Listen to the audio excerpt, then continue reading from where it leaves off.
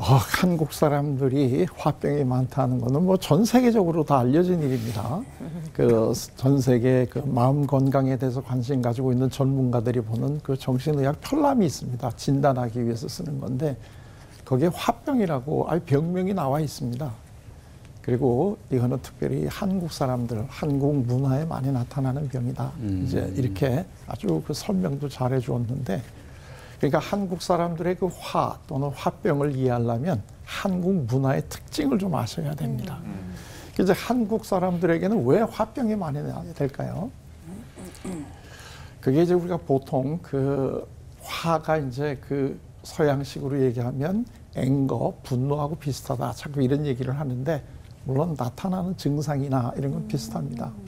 그러나 한국 사람들의 화는 사실은 이거는 울화입니다. 울화. 그러니까 울화라고 하는 거는 뭐냐면 억울하다는 거죠. 그러니까 우리나라 사람들은 억울하기 때문에 화가 제일 많이 납니다. 근데 그 이유는 왜 그러냐면은 한국 문화가 상당히 수직적인 문화잖아요. 그래서 이제 위계가 철저하기 때문에 윗사람이 뭐라고 그러면 아랫사람은 그게 좀 자기하고는 안 맞는다고 하더라도 그거를 표현할 수가 없고, 그건 어쩔 수 없이 내가 아랫사람이니까 당할 수밖에 없다라고 하는 거를 이걸 계속 가지고 있고, 아랫사람은 아무리 그게 부당하다고 하더라도 그거를 이야기하면 안 되는 이런 그 철저한 그 가부장적인 위계 질서 속에서 우리가 살고 있기 때문에 이 아랫사람은 당연히 화가 나고 울화가 날 수밖에 없어요. 그러니까 여자하고 남자하고 있으면 여자가 참아야 되고, 윗사람하고 아랫사람하고 있으면 당연히 아랫사람이 참아야 되고, 교회 다니다가 목사님하고 성도들 사이에 갈등이 있으면 당연히 성도들이 참아야 되고, 뭐 이런 식의 우리는 그 한국 문화 속에서 아주 철저하게 위계 속에서 살아가기 때문에 아랫사람들이 화가 난다. 그래서 화병이 걸린다 하는 거는 이게 문화적인 병이다. 이런 얘기인데, 자꾸 이거를 우리는 그 개인이 부족해서 개인이 인격 수양이 덜 돼서 화가 난다 이렇게 자꾸 잘못 오해를 하는 거예요. 근데 사실은 개인이 인격적으로 수양이 덜 돼서 화가 나는 경우도 물론 있겠지만 더 중요한 거는 내리 누르기 때문에 내 얘기를 하지 못하기 때문에 그래요. 그러니까 예를 들면 우리가 화병 이렇게 얘기를 하는데 여자가 화병이 많을까요? 남자가 많을까요? 여자가 훨씬 많죠. 네. 그거 왜 그래요? 말씀하신 대로 누르는 수직 관계에 있는 가장 그런 자리에 있는 것 같아요. 그럼요. 네. 그러니까 우리가 교육을 할 때 같은 잘못을 저질러더라도 남자가 저지르면 그럴 수도 있지 뭐 남자가 이제 맞아요. 이럴 수 있는데 여자 같으면 어떻게 여자가 그럴 수가 있느냐? 거기서 끝나는 게 아니라 네가 참아. 예를 들면 어느 그 60세 난 우리 그 여자분이 너무 그 화가 났는데 참아서 지금 막 이 삶이 헝클어진 거죠. 근데 그분이 그렇게 된 이유는 그 친족 중에 어느 분 남자분한테 성추행을 당한 거예요, 어렸을 때.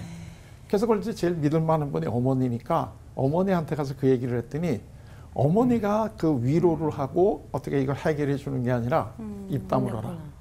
너만 입 다물면 우리 집은 다 편안해지는 거야.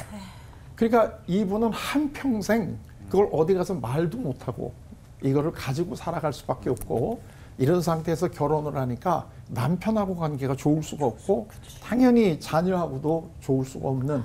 근데 참 더 슬픈 거는 이분이 교회를 다니는 분이에요. 그렇기 때문에 매번 가서 교회에 가서 설교 얘기를 들으면 용서해라, 화를 내지 말아라 이런 식으로 자꾸 얘기를 들으니까 화가 나는 걸 표현 못하는 것 플러스 죄책감까지 덤으로 가지게 되는 거예요. 그러니까 이분은 교회를 다니면서도 하나도 기쁘거나 즐겁지가 않고 내 속에서 지금 이거를 어디 가서도 얘기할 데가 없는 이런 거를 가지고 있어요. 저는 이 상담을 전공으로 하는 사람인데 교회를 다니는 사람이 상담을 저한테 받으러 오는 분들이 참 많아요. 그래서 이제 이 이유가 뭐냐면 교회 가서 좀 마음 놓고 화를 내고 좀 푸시죠 그랬더니 교회 가서 어떻게 화를 내는 거예요. 제가 우리 대학원에서 강의를 하면서 화는 풀어야 된다. 화를 내도 돼. 그랬더니 어떤 학생이 선생님 저는 화를 낼 수 없습니다 그러는 거예요. 그래서 너는 왜 그렇게 불쌍하게 사냐? 그 이유가 뭐냐? 그랬더니 자기는 교회 다닌다는 거예요. 그래서 너는 교회 다니면 화 못 내냐? 그랬더니 성경에 화내지 말라고 써 있다는 거예요. 그래서 야 나도 교회를 좀 다녀보고 성경을 읽는데 예수님도 화를 많이 내지 않았냐? 너도 화 좀 내면 안 되냐? 너도 예수님을 따라가는 분인데? 그러더니 이 친구가 저를 굉장히 좀 안쓰럽게 보면서 교수님은 어떻게 성경을 보셔도 다 그런 부분만 보세요. 그래서 제가 개정판 본다 그랬어요. 근데 개정판 본다. 그러면서 이제 우리가 이 예수님이 화냈다는 건 거룩한 분노고 우리가 화내는 건 아주 이거는 안 내야 될 이런 화다. 이렇게 자꾸 이걸 이분법으로 나눠요. 근데 그분이 화낸 거나 우리가 화낸 거나 모든 화에 나는 기본적인 건 동일해요. 그렇기 때문에 사실 이 화병이라는 걸 풀기 위해서는 무엇 때문에 화가 났는가 하는 것도 중요하지만 더 중요한 건 그 화를 어떻게 푸느냐 하는 이 방법을 알아내는 게 굉장히 중요해요. 화가 나는 거는 수없이 많거든요. 우리가 아까도 억울해서 우린 우라가 치민다 이런 얘기인데 억울한 게 우리가 한두 번이 아니죠. 사회생활을 하다 보면 너무나 화나는 일이 많은데 그때마다 그거를 다 하려고 하면 너무나 이건 힘들어요. 중요한 거는 무엇 때문에 화가 났는가도 중요하지만 화가 났을 때 이 화를 어떻게 푸느냐 이 방법을 알려주는 게 굉장히 중요한데 여러분들 학교 다니시면서라든가 또 교회에서 화내지 말라는 얘기는 많이 들으셨지만 화를 구체적으로 어떻게 푸는지 방법을 배워보신 적이 있으신가요? 없어요. 없죠. 이게 한국에 화병이 많은 원인이에요. 화를 내지 말라는 얘기는 학교 가도 그렇고 교회 가도 그렇고 집에서도 그렇고 수없이 듣는데 화를 어떻게 푸는지는 안 가르쳐줘요. 그럼 당연히 화병 나지 않겠습니까? 그래서 사실은 앞으로는 학교도 그렇고 교회도 그렇고 가정에서 화내지 말라는 대신에 실질적으로 어떻게 화를 풀 수 있느냐는 이 방법을 알려주는 게 굉장히 중요하다. 저는 이렇게 생각을 해요. 그게 또 한국 사회에 이 화병이 많고 정말 마음에 문제가 많은 이 사람들이 제일 많이 몰려있는 데가 어디예요? 그게 교회 아니에요. 그런데 교회에서도 이 화병을 안 풀어주고 화를 하나 더 집어넣어주고 네가 인격적으로 네가 부족해서 그래. 네가 믿음이 부족해서 그래. 이렇게 얘기하면 이분들은 어디 가서 화를 풀어요? 그렇기 때문에 화를 궁극적으로는 우리가 안 내는 게 맞아요. 그런데 화를 우리가 잘 풀어주기 위해서 첫째는 화는 나쁜 게 아니다. 이거를 빨리 아셔야 돼요. 몸이 불편하면 제일 먼저 열이 나잖아요. 네. 마음이 불편하면 제일 먼저 우리한테 오는 사인이 뭐예요? 그게 화가 나는 거예요. 그러니까 화가 난다는 거는 내 마음이 지금 불편하다는 사인이에요.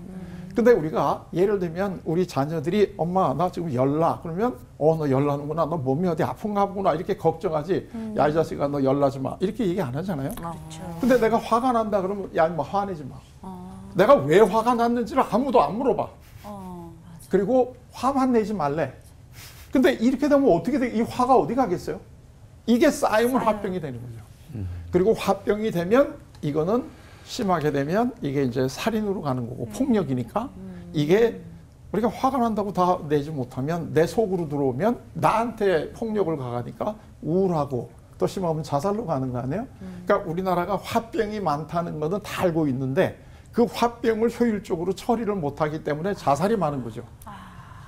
그러니까 이 모든 것들을 사실은 어디서 이거를 풀어줘야 되느냐면 집과 교회에서 이걸 풀어줘야 된다는 건데 이 두 군데서도 안 풀어줘요. 왜냐하면 거기서 화가 나거든. 제일 먼저 화가 나는 게. 그러니까 이걸 풀어줄 수가 없는 거예요. 그러니까 네가 알아서 풀어. 그건 나쁜 거야. 이런 식의 얘기를 자꾸 하게 되는데 사실은 그게 사실은 풀어지는 게 맞아요. 근데 하나가 제일 중요한 거는 화를 내는 거하고 화를 푸는 거하고는 다르다는 걸 아셔야 돼요.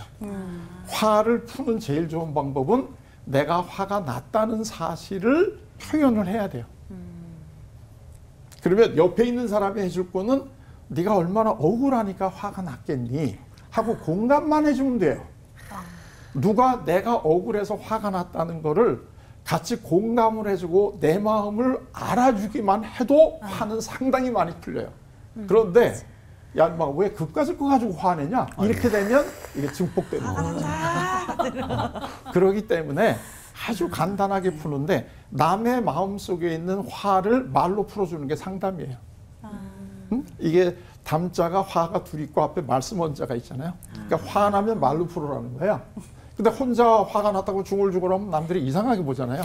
그러니까 같이 해주려는 거야. 그래서 앞에 서로 상자가 붙잖아요. 그러니까 상담이라는 거는 상대방의 마음속에 있는 화를 말로 풀어주는 활동을 하는 거예요. 근데 우리 그러니까 다 상담자인데 이걸 안 가르쳐줘요. 그래서 이제는 교회에서도 그렇고 가정에서도 그렇고 이 방송을 듣는 분도 화나시잖아요. 절대 잘못된 거 아니에요. 내가 뭔가가 지금 불편하기 때문에 그런 거다. 그거를 당연히 내시고 또 옆에 있는 사람들이 화를 내시면 너 얼마나 억울해서 화가 나니? 너 이거 네가 잘못한 거 아니야. 너 화가 난 거지. 그리고 일단 화를 가라앉혀 주시고 열나면 해열을 시키듯이 화를 가라앉혀 주신 다음에 차근차근 무엇 때문에 네가 화가 났니 하는 걸 우리가 찾아나가야 준단 말이에요. 그러니까 이 과정을 우리가 생활화하시면 되는데 이걸 제일 잘해 주신 분이 누구냐면 예수님이라는 거죠. 이사야 선지자께서 예수님이 오시기 한 700여 년 전에 예수님에 대한 소개를 해 주셨는데 그때 제일 먼저 해 주신 소개가 그의 이름은 기묘자 모사잖아요. 그게 이제 영어 성경을 보면 원더풀 카운슬러란 말이에요. 카운슬러라는 건 상담자 아니에요. 근데 참 안타까운 게 한국의 교회에서는 상담자 예수님을 굉장히 별로 관심이 없어요. 근데 사실은 오늘날의 이 상담이 굉장히 우리 사회에서 많은 사람들이 도움을 받고 많이 하잖아요. 근데 그 상담의 원조가 예수님이야. 근데 이게 제일 교회에서 이게 지금 별로 관심이 없어요. 그래서 저는 우리 예수님은 상담자라고 하는 이 예수님의 모습을 빨리 되찾으면 그것이 우리가 화병을 낫게 하는 제일 좋은 방법 아닌가 하는 저는 그런 생각을 하게 됩니다. 자, 기도하겠습니다. 우리는 화병이 많은 사회에서 살고 있습니다. 내가 인격적으로 잘못된 것도 아니고 내가 원하고 내가 하려고 하는 일이 억울하게 이게 억눌리기 때문에 우리가 화가 납니다. 이 화를 풀어주시기 위해서 원더풀 카운슬러로 와주신 주님 고맙습니다. 우리가 화가 날 때마다 주님과 상담을 하면서 우리들의 마음속에 있는 화를 풀고 편안하게 주님이 우리에게 맡기신 사역을 잘할 수 있는 귀한 삶을 살게 도와주세요. 아멘. 이 모든 말씀을 우리 주 예수님의 이름으로 기도드립니다. 아멘. 아멘. 네, 저도 화가 엄청 많거든요. 진짜 하나님께서 많이 이렇게 만져주고 다스려 주셔가지고 그래도 이제 많이 이렇게 좀 부드러워진 것 같아요. 엄청. 그래서 몇 점? 아, 현재? 현재. 현재는 좀 많이 괜찮은 것 같아요. 한 3, 4점? 3, 4점. 네네네. 교수님 지수를 좀 알고 싶은데. 교수님가 궁금하네요. 알고 싶으세요? 전문가. 네. 전문가는 네. 저는 화 많이 나죠. 근데 이제 다들 얘기했지만 병까지는 안 갔는데 그 왜냐면 나는 이제 그 풀어주고 풀고 하는 게 그걸 공부한 사람인데 제가 공부한 이유는 제가 화가 굉장히 많았거든요. 그래서 이제 그 화를 푸는데 저는 사실은 이 기독교 개통의 방송에 나와서 이런 얘기해도 되는지 모르겠는데 저는 제가 제일 저를 화나게 만든 분이 하나님이에요. 그래서 제가 교수님 그 얘기 하시라고 초대한 겁니다. 고맙습니다. 이게 그러니까 목사님들 세 분이 오셨고 이게 심리학자를 데리고 온 이유가 너는 그런 얘기 좀 해라. 뭐 이런 분위기를 맞추는 얘기 같은데 사실 저희 아버님이 목사님이에요. 그래서 어렸을 때는 이제 교회에서 제 소위 주택에서 살았는데 저는 제가 목사 아들이라는 것이 그렇게 한평생 짐이에요. 저희 짐이고 뭐 누가 딱히 저희 부모님들이 네가 목사 아들이니까 그렇게 목사 아들답게 살아라 이런 식으로 저한테 이렇게 이야기하신 적은 하나도 없는데도 불구하고 스스로 내가 목사 아들이니까 조심해야 돼. 특히 이제 주택에서 살면 그런 생각이 이제 많이 들어서 아니 내가 무슨 뭐 목사 아들로 태어난 것도 아닌데 왜 내가 이래야 되나. 이제 이런 거 하고 또 하나는 좀 잘 나가면 꼭 하나님이 제동을 거는 것 같아요. 그래가지고 나락으로 떨어지고 이래가지고 아하 하나님이 나를 별로 사랑하시지 않는구나. 그래서 하나님에 대한 그 화가 나는 것하고 동시에 똑같이 오는 게 내가 뭘 잘못했기 때문에 또 하나님이 이러시는가. 교회에서 자랐으니까. 이 두 가지가 사실 굉장히 저를 괴롭혔어요. 그래서 제가 이제 그 상담을 공부를 하게 되고 또 저희 그 할머니가 아버지 대를 이어서 목사가 되라 이런 얘기를 했을 때 저를 죽이려고 하지 마십시오. 네 분의 목사님이 되실 뻔했는데. 아유, 제가 목사님 됐으면 여기 올 수 없죠. 근데 하여튼 네네. 이제 그런 식으로 했는데 아, 그 나이가 들면 아까도 얘기를 했지만 나이가 좀 들고 사실 그 당시에는 죽고 싶고 죽으려고 정말 시도도 했던 그 힘들었던 일이 지금 와서 보니까 제가 제일 잘 되는데 도움이 됐던 일들이더라고요. 지금 보니까. 그래서 제가 나이가 든다는 게 꼭 나쁜 거가 아니고 난 좋은 점이 참 많다. 지나놓고 내 과거를 네. 돌이켜보니까 그게 다 하나님의 은혜였구나. 이렇게 생각은 되는데 그건 지금 그런 거고. 교수님의 화병 지수는 몇 점일까요? 그래서 그러니까 똑같은 얘기를 하면 화병 지수는 없는데 화는 지금도 많이 나죠. 화는 지금도 많이 야, 난다. 그럼 네. 저는 화가 난다는 건 제가 살아있다는 증거로 봐요. 네. 아. 예. 네. 화병을 안 난다는 사람이 진짜 견적이 많이 나오는 사람이지. 네. 나는 화가 자주 나온다면 이건 아주 굉장히 건강하게 좀 살고 있다는 얘기입니다.